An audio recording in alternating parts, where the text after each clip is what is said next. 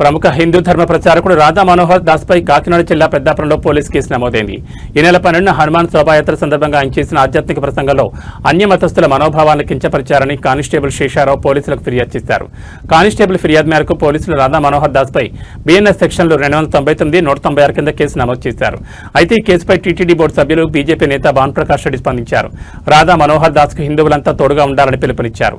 Case విషయంలో న్యాయపరంగా BJP legal cell అండగా ఉంటుందని ఆయన స్పష్టం చేశారు. రాష్ట్ర డీజీపీని కలిసి వినతిపత్రం అందిస్తామని ఆయన వెల్లడించారు. రాధా మనోహర్ స్వామివారు హిందూ సమాజం కోసం అనేక కార్యక్రమాలు చేస్తూ ప్రవచనాలు ఇస్తూ హిందువులందరినీ ఐక్యం చేస్తూ ముందుకు పోతున్నటువంటి ఆ స్వామివారి మీద నిన్న కాకినాడ పెద్దాపురం పోలీస్ స్టేషన్లో కేసు నమోదు చేయడం జరిగింది. స్వామివారికి అండగా పూర్తిగా హిందూ సమాజం మేమందరం ఉన్నాం. ఖచ్చితంగా ఈ కేసులకి జైలుకి భయపడే ప్రసక్తే లేదు. నేను తొందరలోనే రాష్ట్ర డీజీపీ గారిని కూడా కలవబోతున్నాను.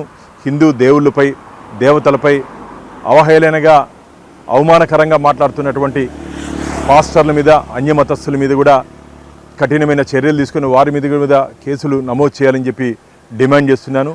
పూర్తిగా హిందూ సమాజం మొత్తం రాధా మనోహర్ స్వామి చేస్తున్నటువంటి కార్యక్రమాలకి మేము వారికి అండగా నీడగా తోడుగా ఉండాలని చెప్పి మేము భావిస్తున్నాం.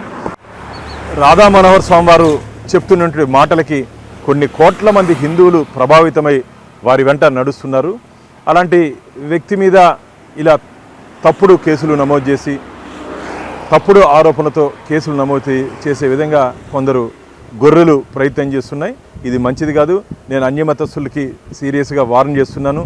మీరు కానీ హిందూ దేవుళ్ళ జోలికి కానీ హిందూ మత విశ్వాసాలు అగౌరవపరిచే విధంగా మీరు వ్యవహరిస్తే జరగబో పరిణామాలు చాలా తీవ్రంగా ఉంటాయి. ఇది మిమ్మల్ని ఎవరిని వదిలిపెట్టే ప్రసక్తి లేదు.